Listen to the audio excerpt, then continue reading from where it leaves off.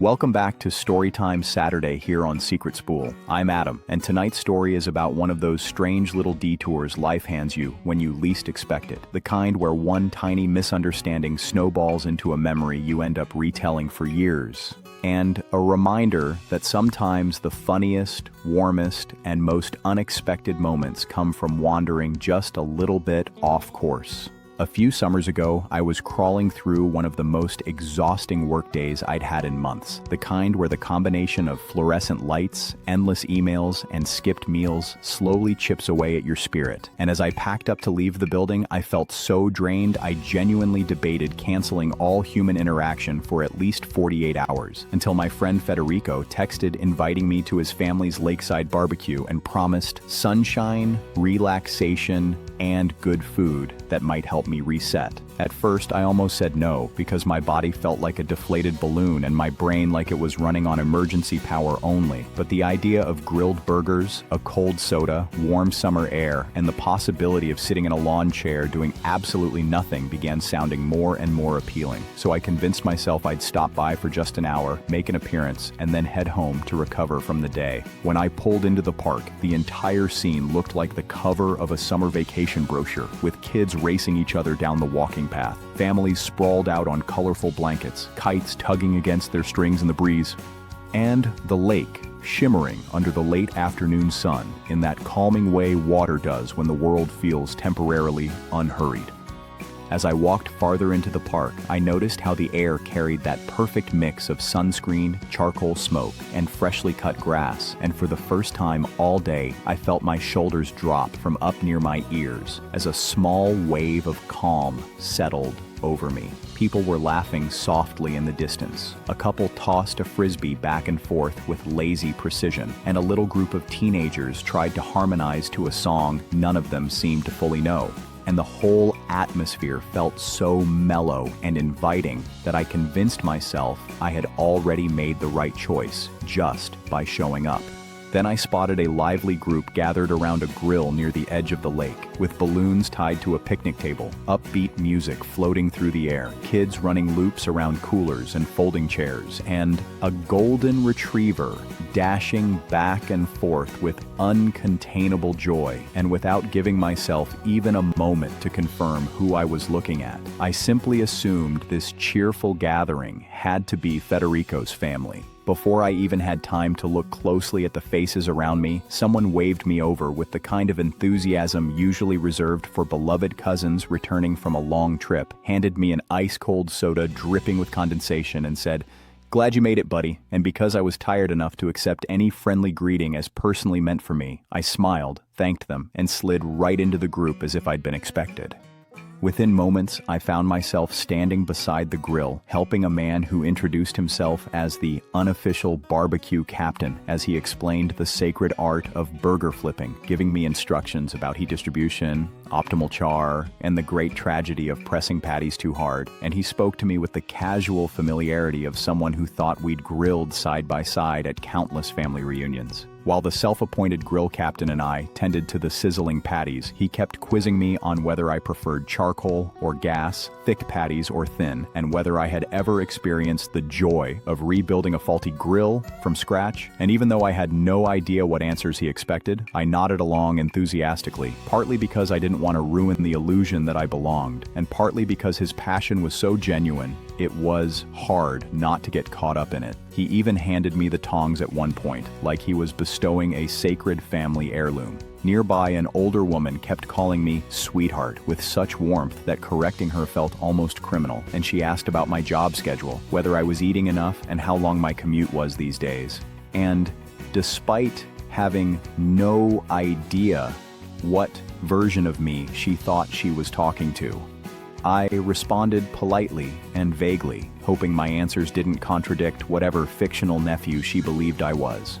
I passed out napkins to kids with popsicle-stained hands, helped rearrange a wobbly table that seemed to hold the entire dessert lineup, held a trash bag open while children turned cleanup into a game, and nodded along to adults, sharing updates and inside jokes I definitely wasn't part of. And somehow the entire atmosphere felt so inviting and natural that I didn't question my place in it for a solid 15 minutes. Then, a little girl with curly hair and a determined expression approached me, holding a plate she had carefully assembled with burgers, chips, and fruit, handed it to me with pride, and announced, "You're my favorite new uncle."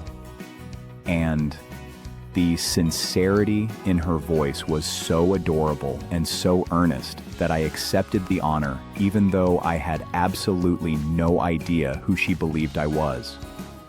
As I balanced the plate she'd given me, a couple of the adults nearby chuckled and teased her about promoting me so quickly, and one man joked that uncle status usually takes at least 2 full gatherings to earn, while another insisted that I must have passed some sort of invisible friendliness test without even knowing it. I laughed along, a little embarrassed, but also strangely touched by how easily they folded me into their rhythm, and for a brief moment, I genuinely forgot I wasn't actually supposed to be part of their family at all. Just as I was settling further into my honorary family role, my phone buzzed with a message from Federico asking where I was, and when I replied that I was at the barbecue by the lake with his family, he immediately texted back, "Dude, we're literally at the next picnic table over." And at that exact moment, the warm, comfortable haze around me shattered as I realized I did not recognize a single person in this crowd. I looked around slowly, really looking for the first time, and felt my stomach drop as I realized that the grill master, the warm auntie calling me sweetheart, the little girl claiming me as her new uncle, and every cheerful adult and excited kid around me were complete strangers who had somehow accepted me into their family gathering without hesitation or question. I opened my mouth to explain the mix-up with a very nervous, I think I'm at the wrong, but before I could finish, the entire group burst into laughter like they'd been waiting for the moment I figured it out. And one of the dads raised his drink and shouted, "Wrong? No way! You fit the vibe. Stay right where you are." Their laughter was so warm and contagious that my embarrassment melted away, and before I could even think about stepping back, one of the aunties looped her arm around mine and said, "Sweetheart, you're already helping more than half the cousins," while another handed me a fork and declared I was officially on tasting duty. The kids started calling out ideas for what I should try next. The grill master proudly pointed me toward his signature burger. And in that whirlwind of noise and kindness, I realized that leaving immediately would feel like interrupting a story I'd accidentally stepped into. So I stayed a little longer because at that point, leaving too quickly felt ruder than staying, and I ended up becoming the official judge for their annual potato salad contest, rating entries based on flavor, seasoning, and something the aunties called emotional presence, while also sampling lemonade, playing frisbee with the kids, and hearing a wildly dramatic story about a fishing trip that somehow involved a raccoon with a grudge. Eventually, I explained that I really did need to find my actual friend's barbecue, and the entire group reacted with exaggerated fake heartbreak, complete with booing, dramatic sighs, offers of to-go plates, and at least 3 reminders to "come back next year, sweetheart," as if I had been part of their family for decades instead of 30 unintentional minutes. When I finally reached the correct picnic table, I was sweaty, sunburned, and wearing a noticeable mustard streak across my shirt that I definitely had not arrived with, and Federico stared at me like I had trekked through a jungle before demanding a detailed explanation of why I looked like I'd survived a miniature adventure. As soon as I finished telling him what had happened, he laughed so hard he nearly fell out of his chair, wiping tears from his eyes while insisting that only I could accidentally infiltrate a stranger's family gathering and somehow get promoted to beloved honorary uncle in under half an hour. And from that moment on, he called me the Barbecue Bandit, a nickname that has stubbornly stuck for years. To this day, that family still tags me in their annual picnic photos, even though I'm not in them, treating me like a legendary guest who once wandered in, helped with the grill, and brought chaotic good energy to their gathering. And it remains one of my favorite reminders that sometimes the best stories happen when you stumble into the wrong place. Stay long enough to enjoy the kindness around you and walk away with a memory you never planned on.